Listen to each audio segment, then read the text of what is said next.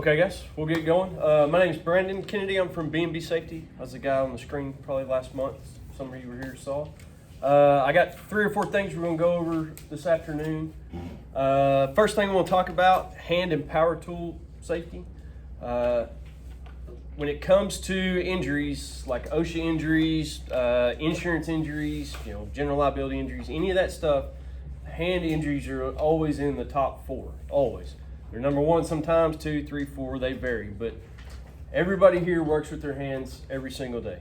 If you're on the computer, if you're driving a truck, if you're in the shop, you're doing something with your hands. Using tools correctly is a big part of this. I couldn't even explain to you how many accidents I've seen with guys over the years using things wrong, using tools not big enough to do something, trying to force something. I use this example quite a bit, but we had to deal with an injury one time. A guy was using a screwdriver as a pry bar, leaned over on it, it broke, he fell on top of it, and it right in, all the way into his kidney. So using the correct tool for the correct job is very important. And I know how it is. I've grown up in trucking, I've grown up in the oil field, I've been around this my entire life. But I've seen a lot of injuries. Personally for us, the last recordable injury that my company had was my mechanic in 2020 on New Year's Eve at 3 o'clock in the afternoon. He made a makeshift socket to help pull the ram out of one of our excavators. He welded it all together, spent all afternoon doing this, and put it on the impact gun and hit it, and it blew up and it hit him right in the face. And luckily, it hurt him pretty good. It hairline fractured his cheek. He had his face shield on and his safety glasses, thankfully, but it had so much impact. Hairline fractured his cheek, got a little metal in his eye. But all he was trying to save us like $200, over something fairly simple that he could have totally avoided. So, right tool for the right job. Any tools you're using are defective, take them out of service. Pipe wrenches, your teeth are getting worn, bring them in, you can put new teeth in those. You don't have to, I've seen guys just chunk them things in the back of a truck and go buy another one. That stuff can be fixed. All that stuff can be replaced. If your pipe wrench is bent, if it's cracked, yeah, they're going to pull that out of service, get rid of it. But, you need new teeth, bring them in, knock them out, put new teeth in, and you go from there.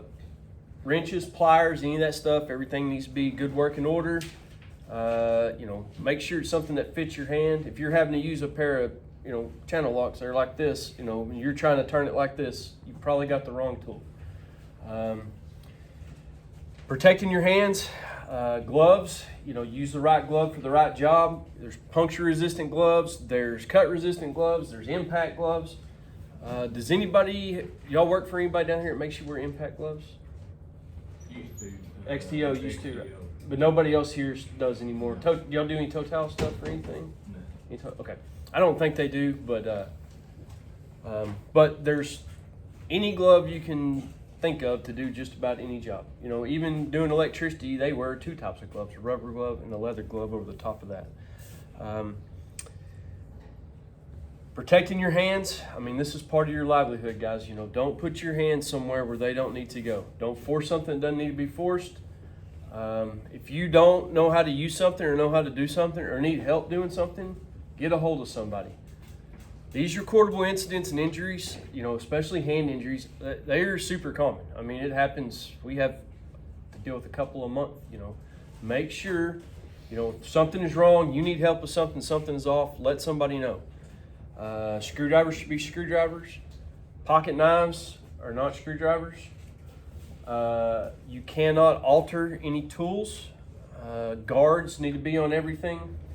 You ask a lot of old school welders, the first thing they do when they get a new grinder, you open the box, you take the guard, you throw the guard in the trash, and then it makes room for another set of grinder pads.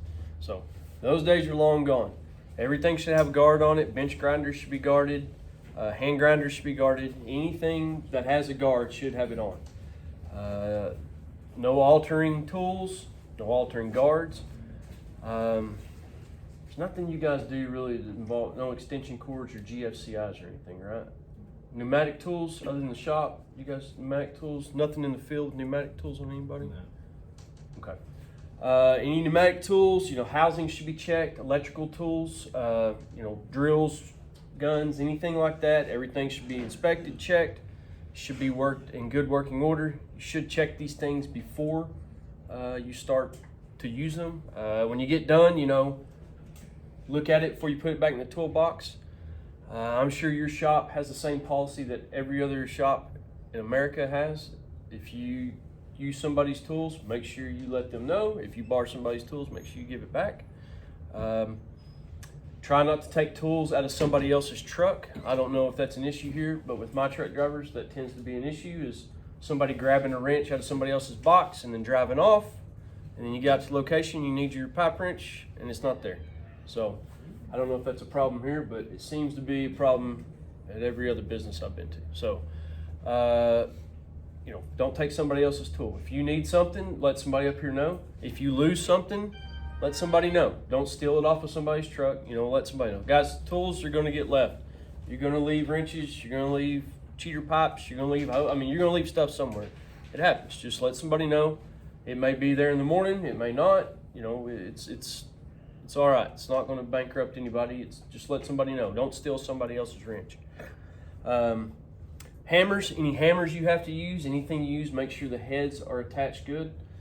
They shouldn't be, duct taped on or welded to the handles, anything like that.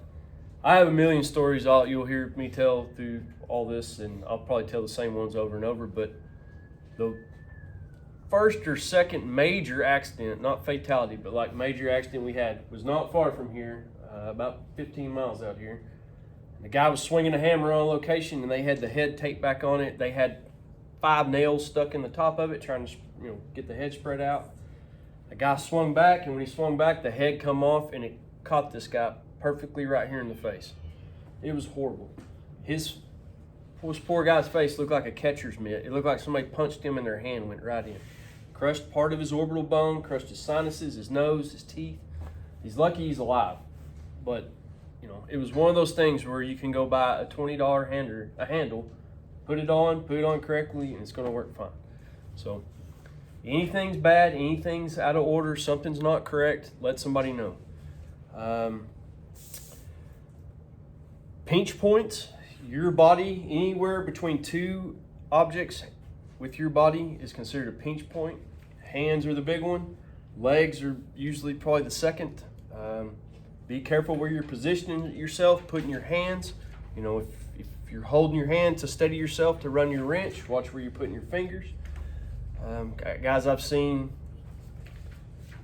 every finger, toe, hand, arm, something cut off of people over all these years. Fingers are a big one. And I'll tell you this, if you wear a ring while you work, even one of those, the rubber rings are all right, but if you wear one of those plastic rings, one of those tungsten rings, something like that while you're working, gold ring, and I'm telling you guys, take those things off. I couldn't tell you how many mechanics that I know that are missing fingers. Just welders. I could name 3 guys that I know off the top of my head climbing down a ladder and getting their ring caught and it just popping their finger completely off. So jewelry, anything like that, dealing with hand tools, take it off.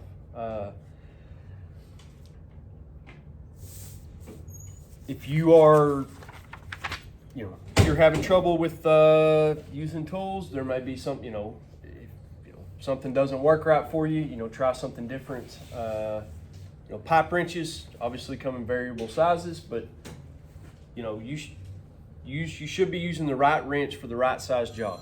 Don't overuse or underuse a tool. If you got a 36-inch pipe wrench and a cheater pipe on something, you're trying to open a valve, that's probably a little bit overkill, and there's something else wrong. It's not just, the valve is completely bad. Something is wrong. So everything should be in good working order. Using your tools correctly is fine. Just make sure everything flows like it should and you're using the right tool for the right job. Okay. Will you hand me one of those tests? Let's set this one. We'll go through this first test real quick. I think it's actually the second test. Thank you. Okay. Hand and power tool safety. Number one, what type of personal protective equipment may be required for someone to work with hand and power tools? Select all that apply. What is it? Where are those tests? Oh, there's some right there. Oh, some guys got it. Sorry. Number one, the answer is A, B, and C. So safety glasses, goggles, side shields, leather footwear, something like that. You want to try to avoid loose clothing. The gloves are the kind of catchy point in that. So depending on what you do, it may be safer for you not to wear gloves, especially with something with large moving parts. Number two, when should a tool be inspected? For each use. B, before each use. Number three, what type of things should be checked when inspecting electric tools? Select all that apply. Body, power switch. All of them. All of them. And number four, a pinch point is where any part of your body becomes between two other objects. Okay. All right. Next thing I want to talk about is fire extinguishers. Has anybody in here ever had to use one of these on the job? Anybody? Nobody? Awesome. You usually don't hear that from tank truck companies. So you guys run your vehicles so much, you so many miles, brakes catch on fire, engines catch on fire. It's not abnormal. You know, your truck is constantly moving. Fire extinguishers, very important. These things are basically good for two things: door stops and putting out fires, and that's about it. This is an ABC fire extinguisher. Everybody's got the same thing pretty much in their truck. They should have something about this size. This is a 5-pounder. It's probably what you guys got in there, something close to this. Mounted on the side, probably by your seat.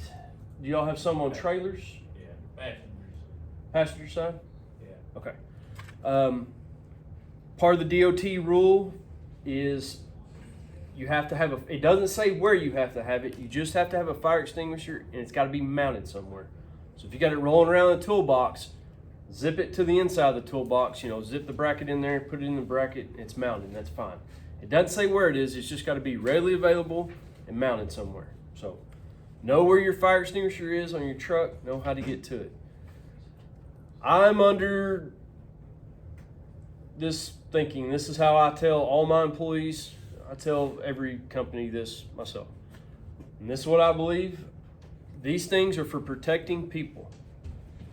If your tires are engulfed in flames and your fuel tank is engulfed in flames, this fire extinguisher is not going to put that out.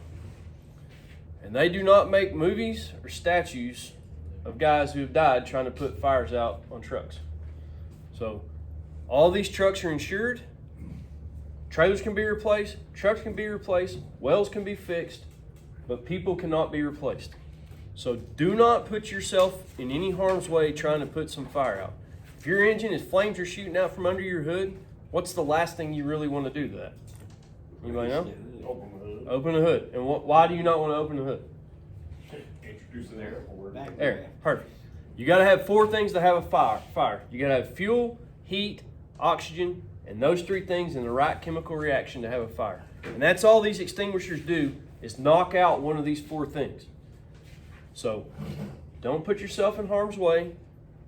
If these are for what's called the incipient stage fire. If you can put this thing out real quick and get it out while it's a baby, that's fine. Your brakes catch on fire. This thing will put it out. Your tires catch on fire, it'll probably get them out. But your truck is rolling on fire. This thing is to protect you and make sure you're all right. Know where your extinguishers are at. Check the gauges. The gauge should be normal. It shouldn't be broke or bent or twisted. The gauge should be normal, and it should be somewhere here in the green. They say the heat and the cold does not move the gauge on these, but they're wrong. I don't care what any of those people tell you, it does. So it may vary a little bit, but if you notice this thing leaking off or getting lower and lower and lower, pull it and let somebody know, swap it out. Cintas is apparently who comes and does these. They'll come and fix it. Next time they come, they'll bring a batch of good ones. We'll swap them out for you, and you'll go from there. These 5-pounders have about 8 to 15 seconds of spray time. Big 20s, the big ones, they'll shoot off about a minute. So you've got some time with these things. If you use this thing, cover the whole area, spray everything around it with this powder. I mean, this stuff goes a long way. This powder is very fine. In fact, all this basically is baking soda that's souped up. And some of it takes heat better than others. It's just a little bit different chemical, but that's basically all this is sodium bicarbonate, baking soda. So make sure you're checking this thing. It should be part of your pre-trip. This should be on there. Check your extinguisher, make sure everything's good. If it's not, pull it out of service. If your hose is cut off, pull it out. Pull it out of service. These things too will shoot about 8 feet. You do not have to get right up on top of something to put this out. Keep yourself back, spray that area. If you need to work yourself forward a little bit, that's fine. But stay back, don't get up on something, especially liquids. We had a customer that a guy was doing fire watch. He was doing everything he was supposed to. He walked up and he got about a foot from this fire, and when he shot it with the fire extinguisher, instead of putting it out, it spread it, and then it hit grass, and then off it went, and it burned 500 acres just outside of our town. And the only thing that saved us was the way the wind was blowing. It pushed it all to an abandoned quarry, and then burned all around that and got all that out. But they had helicopters pulling water out of the lake. They had fire trucks from everyone in our county over a little fire this big that, he just made one mistake and then off it went. So they'll shoot a pretty good way. Stay back. You don't have to get right up on it. The front of these extinguishers will tell you what type of fires they put out. This is the classification.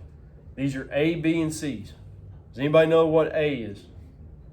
Class A fires. Anybody know? Electrical? No. Paper. Paper, wood, anything that makes an ash is an A. A B is combustible liquids like diesel, gas, kerosene, grease, oils to a point. C's are electrical. I remember that. Electric, got the C in it, so it's class C. There's also class D. Those extinguishers put out combustible metals. So like potassium or magnesium. Those burn different. So knowing what fire you have is important too. Most of the stuff we're going to deal with is going to be A, B, and C. Does anybody deal with anything here that's got magnesium or anything in it? Does anybody ever have to do anything? No plunger lifts or anything? No? Okay. So that stuff is reactive with water. So if you have a water extinguisher and you spray it on magnesium, it will make it burn hotter and faster. So knowing what you've got, and obviously, like if you got an electrical fire, hopefully everybody here knows you don't want to squirt a water extinguisher in an electrical fire. So, right extinguisher for the right fire, but everything we should encounter, just about encounter, this will help. This will put out. Any dents, anything like that you come across on these, let somebody know. That's pretty dangerous too. If you accidentally shoot this thing off, or if you shoot it off, you put a fire out this big and you just in one little squirt and this much comes out, let somebody know. By tomorrow, the pressure will be completely gone out of this fire extinguisher. They're on a plunger. When the plunger comes up, back up, after you push the button down, when the plunger comes up, the powder will block it off from sealing up, and all the nitrogen will leak out of these things by the morning time. There may be some left in it, but 99% of the time, they'll run out of the green area. So one little bump or something like that, let somebody know and just change it out. You should have this tag, some kind of white tag. It may be zip tied around the hose, it may be to it, but this is the annual tag. So if the DOT pulls you over, they may be looking at your extinguisher. More likely they're going to be looking at the green, but they may look at your tag. If anybody ever says anything about it, this is how you read this tag. This tag is punched for March of 2023. That means this fire extinguisher is good till March of 2024. So don't let anybody else tell you different, like on a location or a policeman or whatever. It's punched. It's a year from when this tag was punched. You got that whole time. And technically, you really got to the end of the month, too. It's kind of like your vehicle inspection. Basically the exact same thing, because all this goes to the same spot.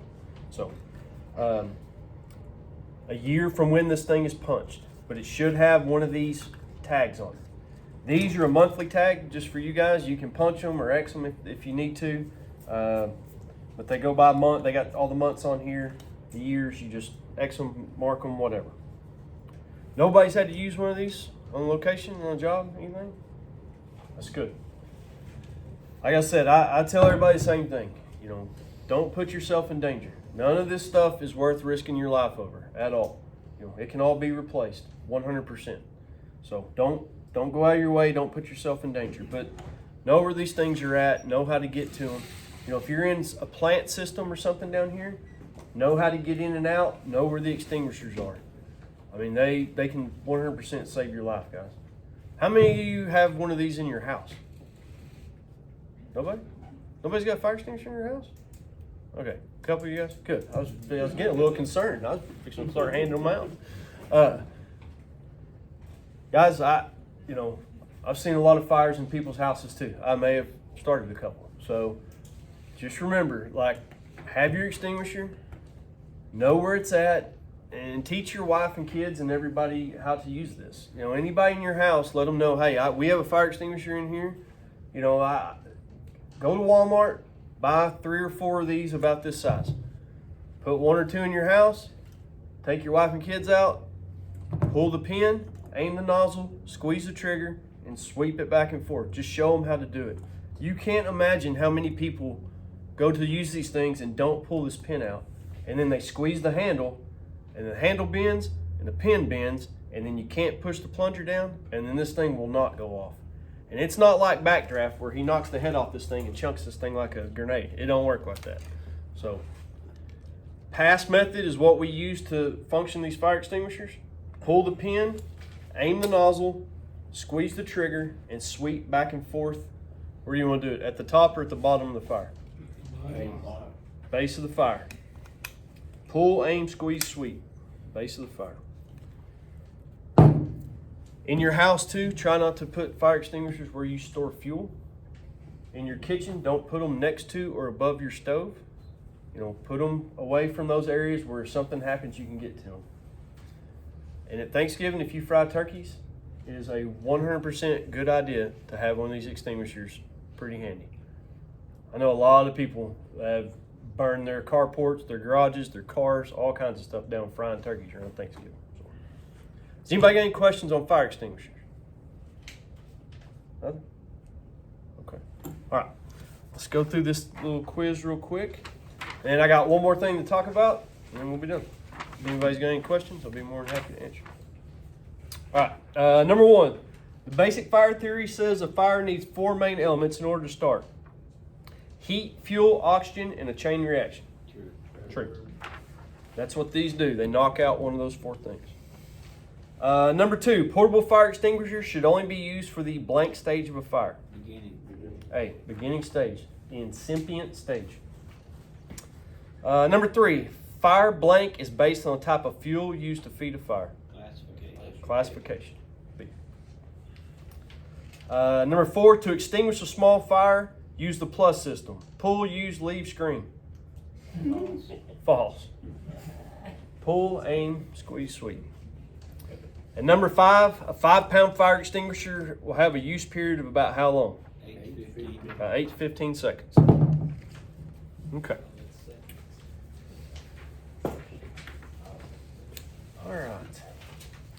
All right, the next thing I want to go over real quick with you guys is I want to talk about cell phone use and the DOT and the rules for that. I just kind of want everybody to, I'm going to add something. I'm always going to add something with driving into these things. And I know this is a big one, and this has been a real big one for the last couple of years. I don't know about down here, but I know in our county, in Wise County, man, they hammer people for this. I had an employee get a ticket last year for it, and it was about $2,000 is what this ended up costing him, being on his cell phone. And rightly so. I mean, he was in the wrong. He was not supposed to be doing that. He was on his phone, got pulled over, and they wrote him a pretty hefty ticket for it, guys. It was rough. So We have a couple different handouts, but this is one of them. Everybody, we're going to kind of read through. I just want everybody to be on the same page. But I got this from the FMCSA. That's the Federal Motor Carrier. That's who governs all of us. Our drug test, all that stuff goes through the FMCSA, our permits, everything. So that's our governing body that we deal with. All right, so a new FMCSA rule restricts the use of all handheld mobile devices by drivers of commercial motor vehicles. This rulemaking restricts a commercial motor driver from holding a mobile device to make a call or dialing by pressing more than a single button. Commercial motor vehicle drivers who use a mobile phone while driving can only use hands-free phones located in close proximity. Close proximity, like not this. Right here, somewhere close to you. Research commissioned by FMCSA shows that the odds of being involved in a safety critical event, crash, near crash, unintentional lane deviation, are 6 times greater for commercial motor vehicle drivers who engage in dialing a mobile phone while driving for those who do not. Dialing drivers took their eyes off the Ford roadway for an average of 3.8 seconds at 55 miles an hour, or 80.7 feet a second. So about 100 feet a second you're driving, going at 55 miles an hour. This equals a driver traveling 306 feet, the approximate length of a football field, without looking at the roadway. So you're driving a whole football field if you're looking down in 3 seconds. So, what is the definition of using a mobile phone? The use of handheld mobile phone means using at least one hand to hold a mobile phone or to make a call, dialing a mobile phone by pressing more than a single button, or reaching for a mobile phone in a manner that requires a driver to maneuver so that he or she no longer in a seated driving position restrained by a seatbelt. What does this rule mean to drivers and carriers? Fines and penalties. Using a handheld mobile phone while driving a commercial vehicle can result in a driver disqualification. Penalties can be up to $2,700 for drivers and up to $11,000 for employers who allow or require drivers to use a handheld communication device while driving. Disqualification. Multiple violations of the prohibited of using a handheld mobile phone while driving a commercial motor vehicle can result in driver disqualification by the FMCSA. Multiple violations of state law prohibit use of mobile phone while driving a commercial motor vehicle is a serious traffic violation that could result in disqualification by a state of drivers required to have a commercial driver's license. Okay. So I'll skip this other top part, but compliance. So make sure the mobile phone is within close enough proximity that it is operable while the driver is restrained by properly installing and adjusting seatbelts. Use an earpiece or speakerphone function. Use voice-activated dialing. Or use the hands-free feature to comply. Use the hands-free feature. To comply, a driver must have his or her mobile telephone located where he or she is able to initiate, answer, or terminate a call by touching a single button. The driver must be in the seated driving position and properly restrained by a seatbelt. Drivers are not in compliance if they unsafely reach for a mobile phone, even if they intend to use the hands-free function. No call, no text, no ticket. And the little box over here says it's very easy to comply with these rules. No reaching, no holding, no dialing, no texting, no reading. So basically what I'm trying to tell you is do not be on your phone while you're driving down the road. This is, it's a problem for all of us. If you don't do it, that's great. I mean, that's awesome. If you are on your phone while you're driving down the road, it's a problem, guys. And it is equal to drinking and driving. I mean, they have 10 times more accidents now with phones than anything else. I mean, that is the major cause of vehicle accidents now, is something to do with your phones or something in the car vehicle. I'm sure you guys have the policy here, no texting, no talking while driving, hands-free systems, everything. So I've been in a few places where the phone rules are a little different. I don't know about anywhere around here, but I do know Grand Prairie. I got pulled over in Grand Prairie a couple of years ago for being on my hands-free in a school zone. They have a rule there, or had a rule there, that it says no phone use in school zone. That's what their signs say. So as you come into the school zone, you can't even be on your hands-free. I mean, that's their rule in their town. I mean, a lot of them are like that. Trophy Club has different rules. I mean, I don't know much of anything down here, but I know more of up in the north where we're at. There, everybody's got something a little bit different. So, stay off your phones. If you need to make a phone call, you got to take a phone call. Pull off the road. Pull over to a safe spot. Stop. If you're looking at a map, look at it before you take off. Hopefully everybody can get their routes down pretty good. You know, it may change. You may need some direction or something, but try not to be scrolling through your phone. If you are on location, you know, before you take off, set all your stuff like you're supposed to. Look at where you're going and go where you need to go. But stay off your phones, guys, while you're driving. All right. Does anybody got any questions? All right. I appreciate it. Guys, everybody, some of you guys come in, there's a sign-in sheet over here. Just make sure you sign that before you go. And that's it.